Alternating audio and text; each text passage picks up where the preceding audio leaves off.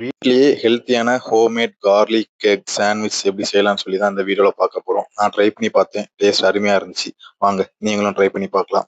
இந்த மாதிரி videos follow பண்ணுவீங்க.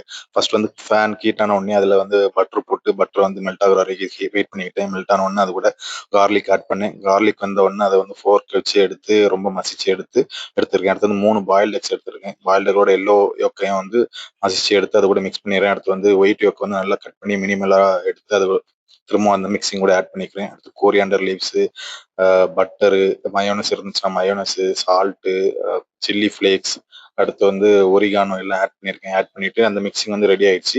அந்த டைம்ல வந்து நம்ம பேன்ல வந்து நம்ம பிரெட்டை வந்து ஹீட் பண்ணி எடுத்துக்கலாம்.